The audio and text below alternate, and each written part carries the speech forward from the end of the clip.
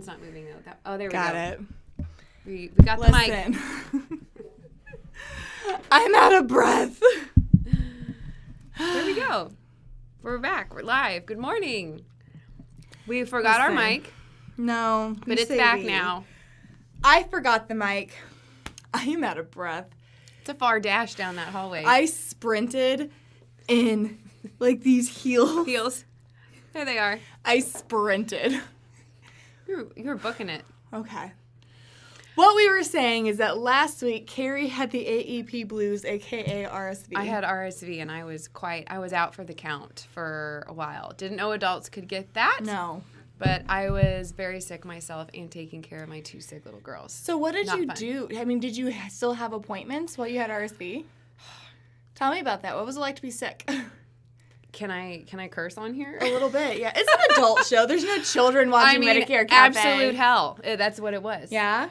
I had to reschedule. I should have counted. At least 15 meetings.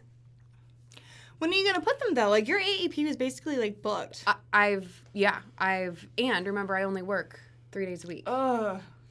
So I crammed them all into this week. Some of them, really only 3 of them were okay meeting virtual. Yeah. Which I'm fine with. I get, Sure. everybody's kind of past the, COVID Zoom. Yeah. Mm-hmm. I am, too. So I had to reschedule them, this week and next week, and they're just insane. Ugh. So it's literally just, doubling up. Yes, it is. But we handled it. It's in the past. We're just not going to talk and about I'm it not, anymore. I'm not dwelling on it. We're over that. It was an awful week. And this is going to be a great week. Oh, that just sounds like my nightmare. I hate all of that for you. Again, that's just a good reminder because I was literally telling Carrie this, that, we've had it already, several agents who are, they're hospitalized, and it's always the Someone first from our couple team weeks. was last week. I'm telling you, AEP is the silent killer of agents, actually. And so just making sure, you're taking care of yourself, taking care of your most, this is not me lecturing you. This is me just saying, take care of your most valuable resource, your health, and you to make sure that you're able to last as AEP. So have you taken your vitamins today? Yep. Okay. Your immune system's better, but RSV, really? It was that inhaler, steroid inhaler was the best thing I ever. The only thing that kept you alive. It was so good. Yes. I set my timer every 4 hours. I was like, all right, it's been 4 hours. I can take it again. It's been 4 hours. I can take another hit. Yes. Glenn kept calling it my crack pipe. He was like, are you hitting your crack pipe? It's been 4 hours. I was like, yes. I need that inhaler. That's hilarious. Well, welcome, guys, to the Medicare Cafe. Sorry that if you are watching this, after now or not watching this live, you'll know that we'd started out without audio, and that was my fault. I was busy making some walkthrough videos on some things. I thought you were going to say waffles. I don't know why I thought you were going to say I was busy making waffles. No, but close. So we'll be seeing some of that here in a little bit, some cool walkthrough features of Medicare Center and Lead Center. So cool videos coming out. But today, guys, what I wanted to talk about is going to be growth during AEP. Great topic. And again, this is something where I wanted to talk about today specifically because this AEP has been really unique. And again, this is my 10th AEP, and for me it's been really unique because the plans are really, really stable. You're not seeing a lot of movement as far as plans are concerned. It's kind of everything else that is crazy. So clients aren't moving normally, and what we're seeing massively, aren't moving because they want more benefits or better benefits. They're moving because they want different agents. They got signed up with a call. Really? Yeah, they're willing to change coverages for a different agent. They were signed up by a call center that's not servicing them. They signed up by somebody who retired or is no longer in the industry because there was a mass exit of insurance agents too. And so with all the updated regulations and things like that. So it's just, in my opinion, really interesting because we're not seeing movement come from benefits. We're seeing movement come from circumstances. Yeah, I feel like this has been a defensive AEP. I'm just that's a really good way of meeting that. with my current clients, just saying all's good. Mm-hmm. They don't want to change. They don't really look at need anything. to change. Don't touch anything unless you talk to me first. Yeah. So it's so interesting. And I'm actually excited today. Carrie came in here apologizing. She's like, I've been so swamped. I've been so busy.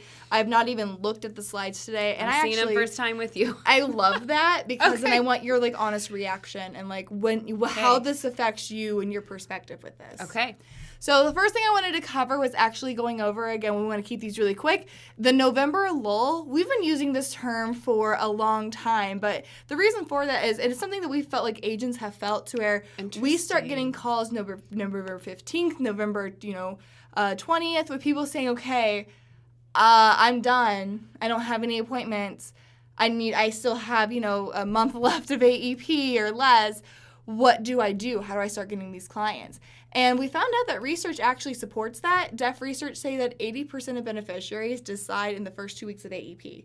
So, this is so interesting to me. Mm-hmm. All of my clients must be the other 20%. The other 20% is I yours? have a larger November by far. Really? Than October. So I know that you talk about you do a 2-step appointment with your clients who are new to you, new to Medicare. Is it just a one appointment whenever there's a current client during AEP? Yes. Oh, yeah. If it's a current client during AEP, it's almost always just one appointment. Yeah. So why is it that your Novembers are booming compared to even October? I don't know. That's why I was just trying to think of why I would be different than that. I didn't realize 80%. And that's not an SMS statistic. Deaf research says that 80% of your clients make a decision within the first 2 weeks of AEP.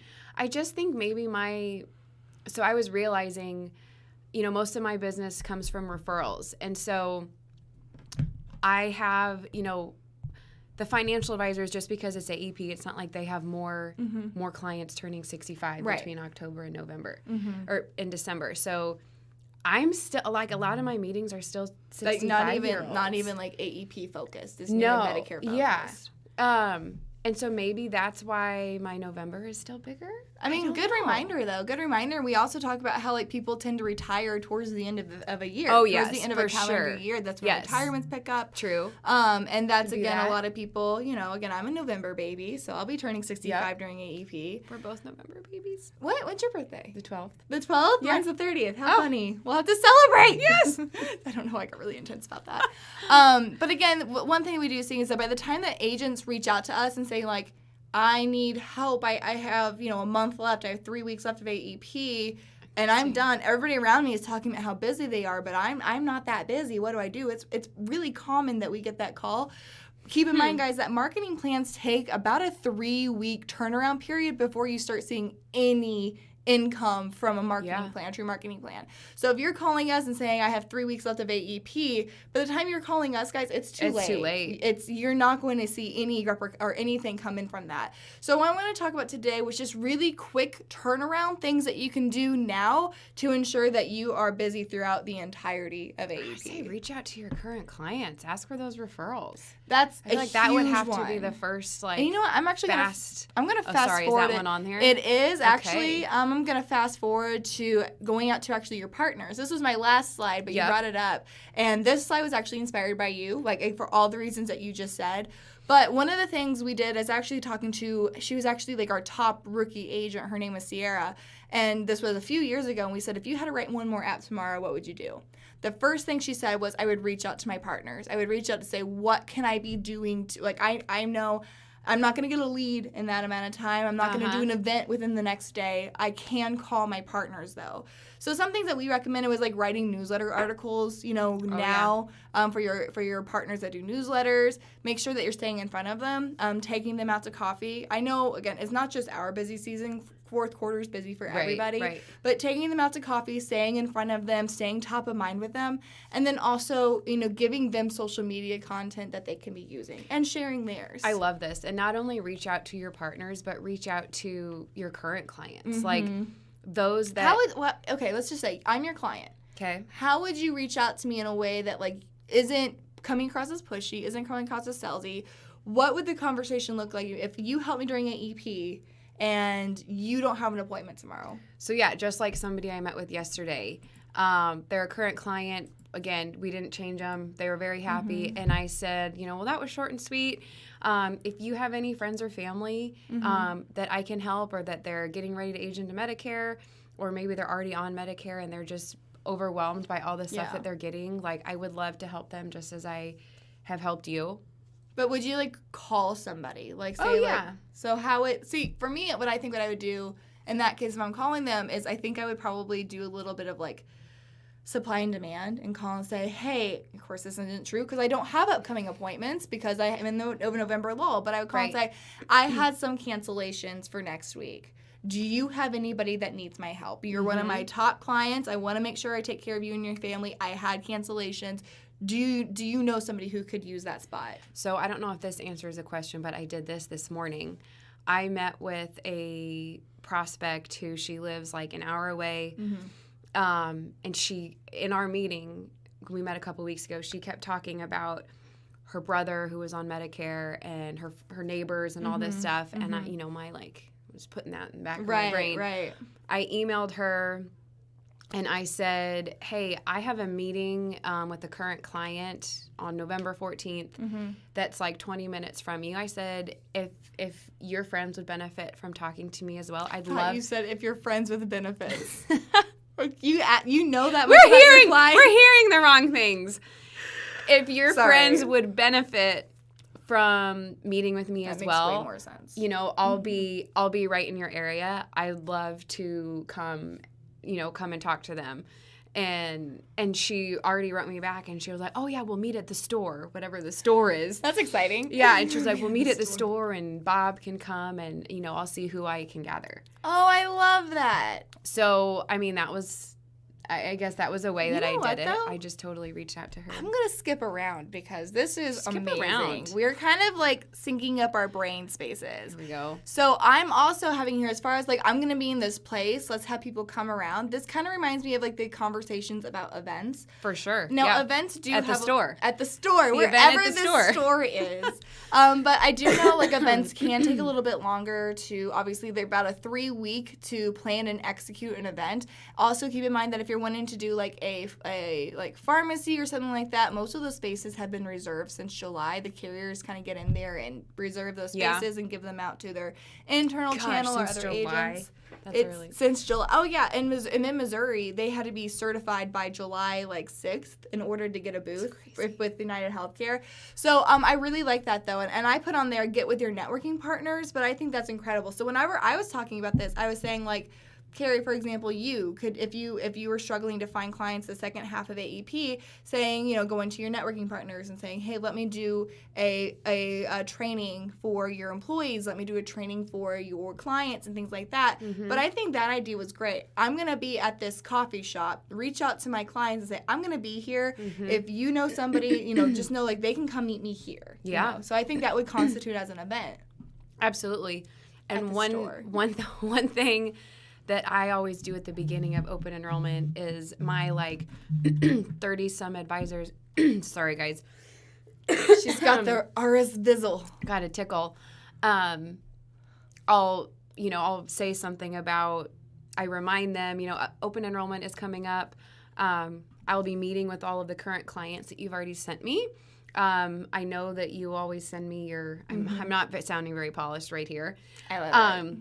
That you send me, those that are aging in. But reminder, if you have clients that are already on Medicare that I haven't met with yet, now's the time for me to review their coverage. So I always send that reminder out also to all my partners that I work with. Do you do that via email? I do. Do you do much social media and communication to your partners? I know you're pretty big on LinkedIn. Once they're already, once the relationship is built, it's then you all just do email. Yeah. Got it. Interesting. Yep. Which, again, let's transition to my third point, because I know Carrie has a meeting at 10:30, so I want to get her out of here so that she can meet with her clients. Social media. This is an incredible time right now to be utilizing social media. Never selling, only educating. That is so incredibly important. That's not a compliance thing. That's just if you want people to see your content, don't sell things, because I always joke that my college and high school friends must think I'm fat, can't dress myself, and have terrible taste in jewelry, because they're just constantly I've blocked so many people who are trying to sell me things.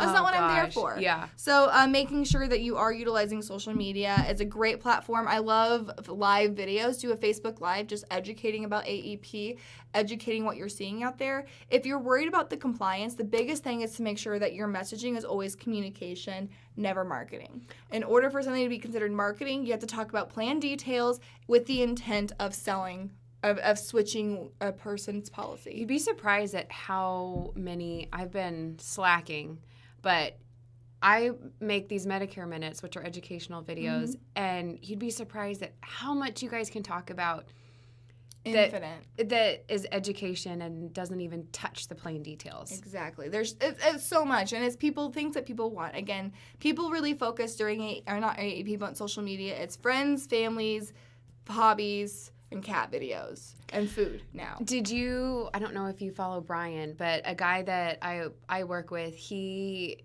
posted at the very beginning of AEP, he posted a Facebook Live talking about compliance updates. Yeah, and just like, this is why I'll be recording our conversations. Yeah, which I thought was really a good idea. It was perfect. Yeah.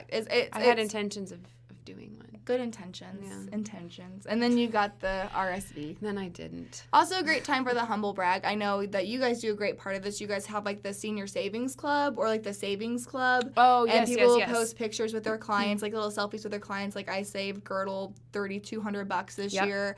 So it's a great place for that humble brag. Still no selling. Always keeping it on entertainment value versus really anything else. I think the last thing I talked about was actually my first slide, but I loved the flow of the conversation. That's going to be purchasing leads. Again, guys, keep in mind that purchasing leads, like traditionally, can come up to be like a 6-week turnaround period. So even if you purchase leads now, you're really not going to capitalize that until after AEP. Yeah. So just be really, really careful. A lot of people during AEP, I know my inbox for purchasing leads has blown up. Really? People saying it's AEP, buy your leads now. And again, the turnaround periods just aren't accurate. So don't be bamboozled, don't be swizzled into purchasing leads. Also realize that lead vendors, most of them are considering themselves not compliant due to the CMS updates. They're just not willing to go into that compliant wording, and they're really not the ones who are going to be held responsible as the agent. So why would they? What other even avenues are there, and this is just my ignorance on it, other than Lead Center? So that's kind of like... Is that really just it now? So... there are other lead sources. The reason why I push people towards Lead Center, especially this type of year, is for the on-demand leads. Right. So traditionally you just pull up the it's map. Literally you just order them. Right. Traditionally, the way that leads have worked in the past is that you would do a mail drop or you do a call campaign or something like that, and it's this campaign. So you may order 1,000 mailer lead drop. 3 to 6 weeks later, you end up getting 30 leads, 10 lead cards, whatever that return is.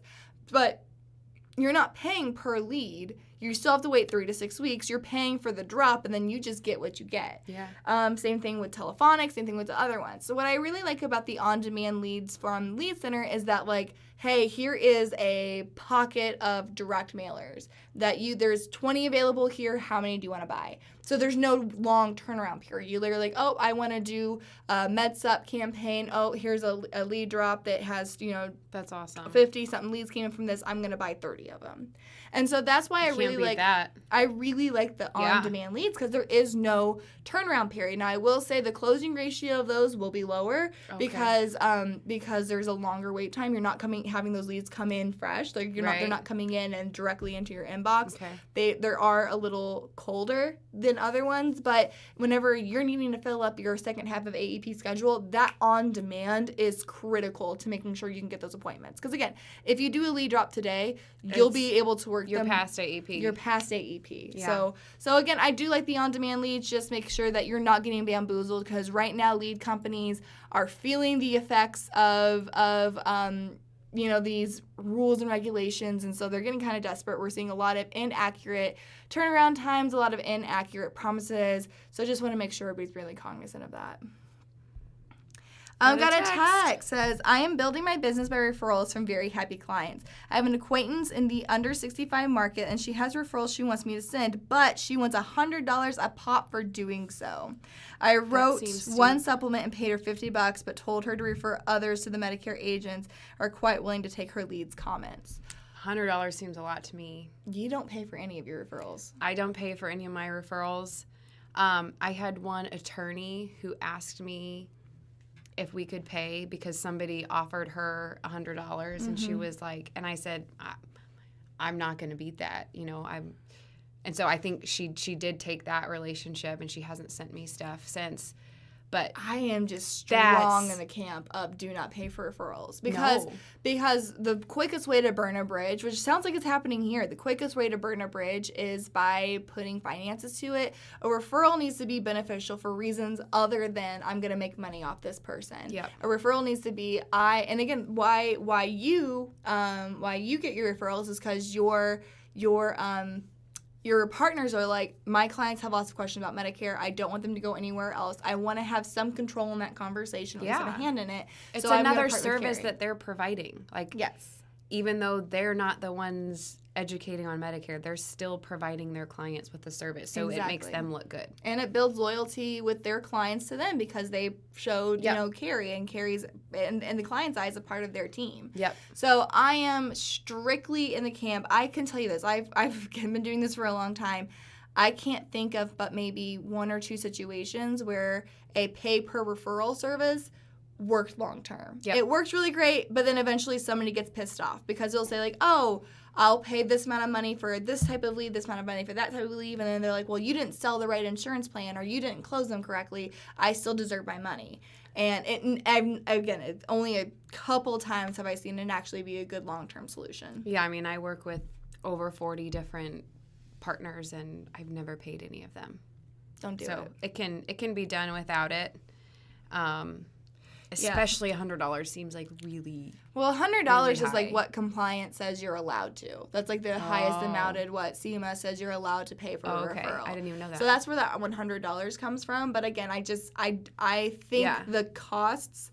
Not even the financial cost. I just think the cost way outweigh the benefits. Right. Now, if you're looking at it as like lead amounts, like $100 for a lead is actually a really cheap lead. Mm-hmm. Or I would say this: $100 for a client. Client acquisition cost of $100 is actually fairly low if you're 100% sourcing your clients from lead generation. Yeah. If, again, most of your clients eventually, I solely think that lead generation is used for two purposes. One, getting you started, and two, a boost in sales. Your goal should eventually be to completely lose or get rid of your reliance on leads.